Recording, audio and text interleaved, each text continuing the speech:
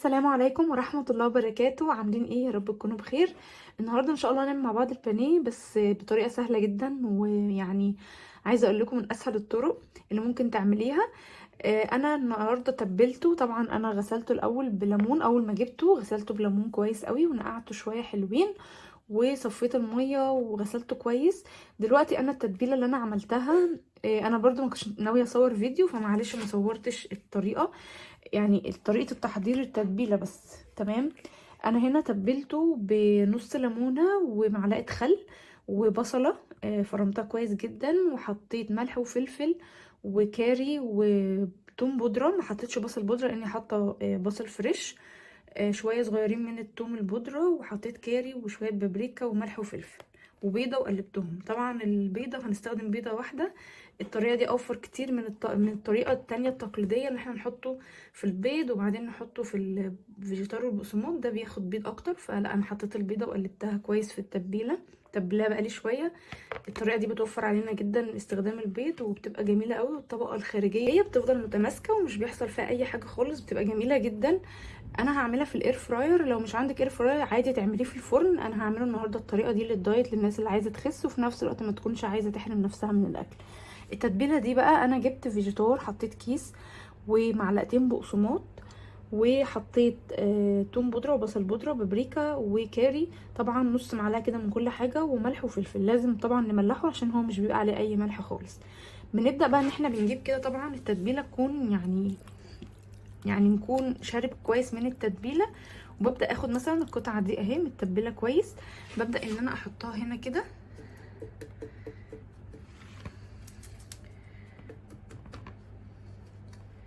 التسويه في الاير فراير او يعني في الفرن بتبقى كويسه جدا، بس اهم حاجه ان احنا ما نسهاش عليه في الفرن عشان ما ينشفش. لكن الاير فراير طبعا بيكون برنامج بيقعد لمده حوالي ربع ساعه. ممكن لو عايزين نزود شويه نخليه تلت ساعه عشان يكون متحمر كويس ولونه ذهبي. وبصراحه من الحاجات اللي عجبتني جدا في الاير فراير هو البانيه، يعني بيطلع كويس جدا جدا يا جماعه. الموضوع كله بدهنه بفرشه زيت، او ان انا برش بالسبراي. لو عندك سبراي تمام. كده اول قطعه، شايفين هو كده ماسكه جدا متماسكه. هنعمل بقى كل الطرق بنفس الطريقه دي، كل الكميه سوري بنفس الطريقه دي، وهوريهولكوا بقى لما ادخله الاير فراير. دلوقتي انا هعمل الجزء الاول من البانيه. طبعا الاول انا بدهن الناحيه دي قبل ما احطها، اللي هي تبقى تحت يعني في الاير فراير، عشان يكون حطيت الناحيتين مره واحده.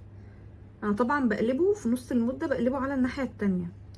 جربت الستريبس الجاهز، بجد حلو قوي، ما بحطش عليه اي زيت خالص ولا مسحه حتى زي ده، وبيبقى جميل جدا. جربته بيطلع بصراحه يعني ولا نقطه زيت.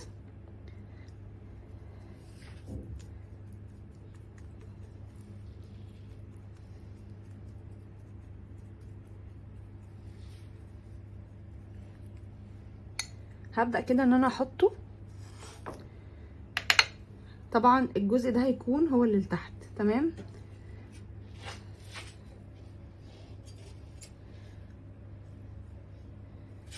هنا كده، وهحاول احط قطعه كمان عشان اقسمه على مرتين. طبعا هي الاير فراير عندي اصلا الحله بتاعتها ما شاء الله واسعه، لان جايبه الحجم كبير، فهتاخد 3 قطع بس. طبعا القطعه كبيره فانا هقسمها على جزئين من الناحيه التانية، فبالتالي هدهن بقى الجزء ده عشان ادخلهم على طول.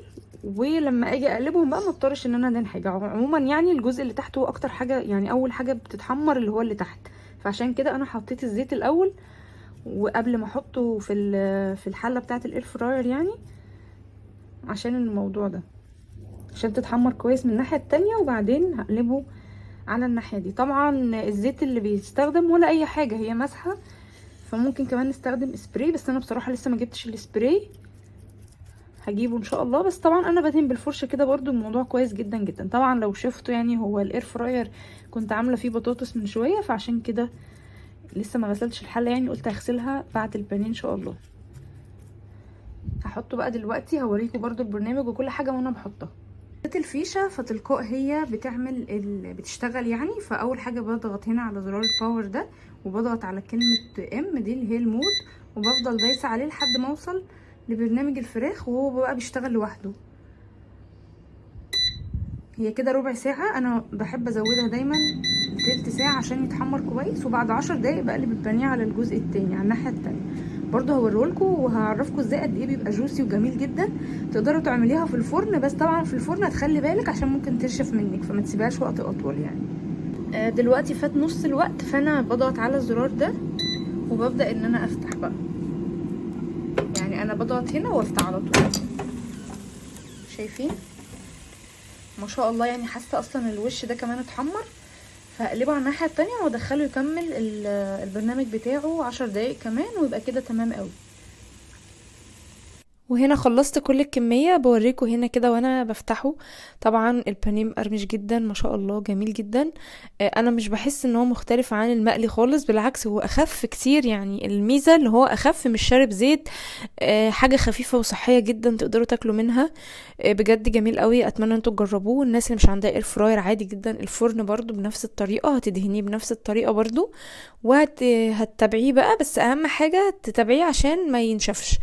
انا اول جزء طلعته خالص، كنت عاملاه زي ما قلت لكم على تلت ساعه، بس حسيت ان هو قرمش شويه، مش عارفه ليه، يمكن القطعه كانت صغيره شويه عن اللي باقيه. فالمرات التانية عملته على 15 دقيقه، اللي هو البرنامج الطبيعي اللي هو محدده، وبجد استوت وكانت مقرمشه وجميله جدا، فعملتها خلاص على 15 دقيقه. هو احيانا في حاجات بتبقى محتاجه تزودي عليها شويه، وانتي بقى هتشوفي. يعني اهم حاجه اعمليها الاول بنفس المده اللي هي محدده، ولو حسيت ان هي محتاج دقيقتين كمان ابقي زودي على حسب. طبعا هو البانيه عندي محمر شويه لان انا حاطه بابريكا، ويعني وتوابل برضو الكاري والحاجات دي بتدي لون كده حلو قوي، وبجد كان الطعم حلو. جربوه بنفس التتبيله وبنفس الطريقه، وبرضو بالبيضه اللي انا حطيتها دي. ما تحطيش بيض كتير. الاول انا كنت بحط بيض واحطه في الفيجيتار، وقبليها كنت بحطه في الدقيق قبل البيض عشان يمسك.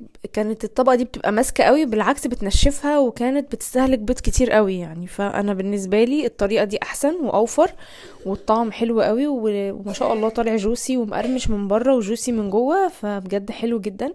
اما الرأي بقى في الاير فراير، فهي حلوة قوي للناس اللي عاوزة تاكل اكل صحي وخفيف.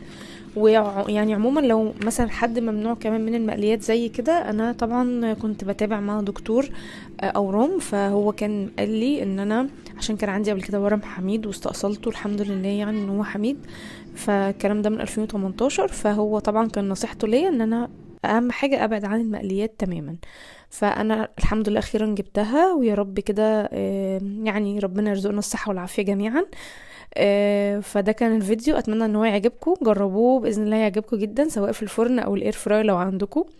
ما تنسوش تعملوا لايك للفيديو، واشوفكم على خير، مع الف سلامه.